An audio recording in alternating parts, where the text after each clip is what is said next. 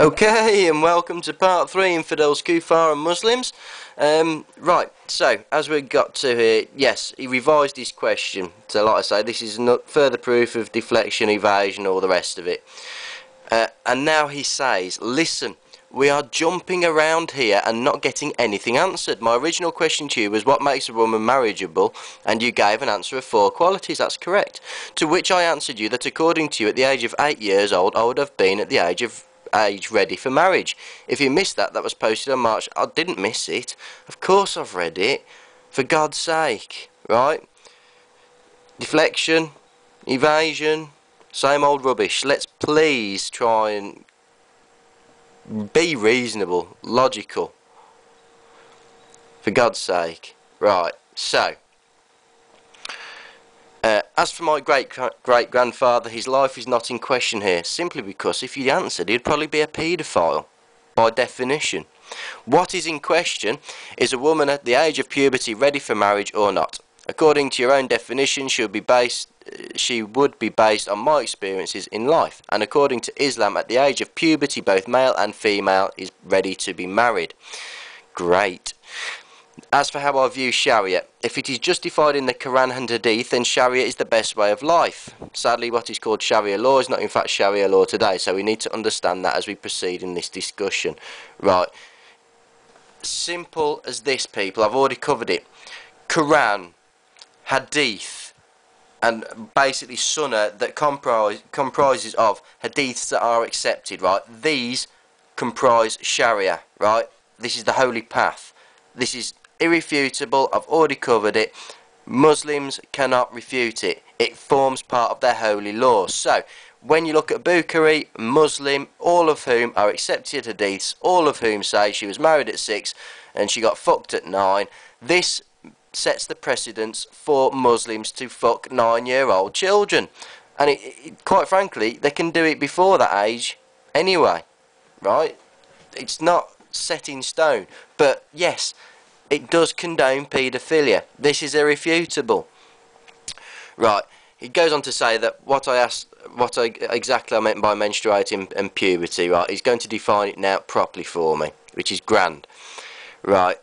He says menstruating is when a woman has periods. Puberty is when menstruation and other factors are added. As I explained, the darkening of the hair, of the privates, etc. I don't think a more basic understanding is needed for our discussion. A woman can be menstruating but not be in puberty, whereas a person who is at puberty cannot be there without menstruation. If that is not clear enough, then I don't know what else I can explain to you. Right. Right. You said that I changed the question, updated it. Well, yes, you did. The proof is on your page, mate. Right, so he wants to go back to my original question of the 3rd of March, which I'll make clear that if a woman has arrived at the age of puberty according to Islam, she is ready to be married. So, he also gives his family's experience to confirm the age of 9, a woman can be pregnant, and then I started to talk about Sharia. Right, this is a logical discussion, mate. Right, you're trying to deflect away from some unpleasant Islamic truths, which I've already covered. Right. And then he says I did not give him God's definition. He asked me when a woman was at a marriageable age. Very clear, very concise. I give him that, right? And I told him exactly what I thought, how to define a woman who is at marriageable age. A 9-year-old girl who has hairs on her fucking privates, who happens to menstruate, who happens to be 9 or even younger, right, does not constitute someone who is mature enough to get married. Right, so I tell him not to put words in my mouth by saying that according to me that he would have been ready for the age of marriage. He wouldn't. He would not have met the criteria for the 4 points that I'd given him, and that's provable without any question or doubt. And he's insinuating that I'm jumping around and that I talk in loops, and I do no such thing. I've also told him that I did read his responses to my definitions of maturity. I just wished he posted them on my page. And as for the age of his great-grandfather, well, that is relevant to the topic of paedophilia because you have used his behaviour and the way he lived his life to justify your point. Therefore, his age is most relevant to the topic of debate. Now, I'm asking him, how is bringing a point to the debate relevant on his terms but not mine? That's not a logical, reasonable debate. Okay. I'm very interested to hear how he defines Sharia today when he accepts that behaviours are justified in the Quran and Hadith.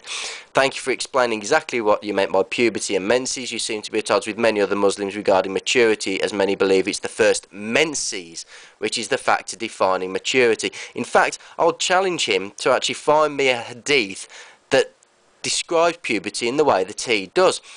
The Hadith defines puberty, I suppose, maturity, when a girl is available for marriage and sexual intercourse when she has her period, her menses. Right? It doesn't mention darkening of hair on the privates or anything like that, and I would suggest any Muslim go out and try and find me that hadith, because I'd love it. I'd love to see it.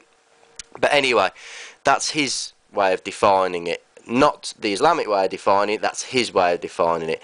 Right, so I'm asking him again, right, so to be perfectly clear, what stage of puberty do you believe, and I'm saying stage of puberty, do you believe a female to have attained maturity when she's ready for marriage and sexual intercourse?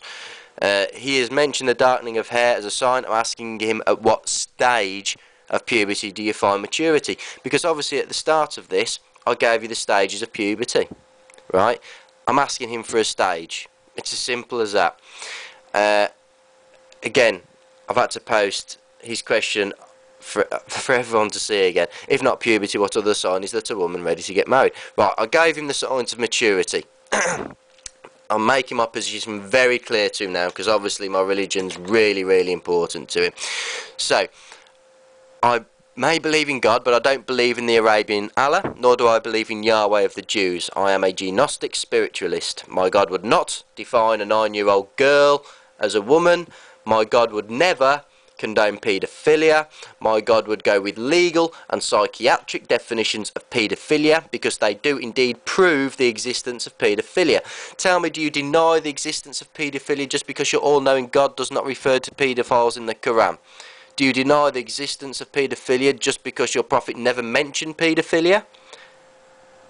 Right. Again, I'm being very clear on this. Let me make my position perfectly clear. I accept the fact that some females at the age of 9 years can become pregnant and give birth to children. This in itself does not define the 4 reasons of maturity to which I've given you. What you defined was the possibility that very young females can become pregnant. This does not make it okay for females to get married and have sexual intercourse with any man. It's disgusting. This is 7th century shit. Doesn't belong in this century. For God's sake, wake up. Just because your pious man did it. Jesus. Honestly. So we'll just wait for this next page to load.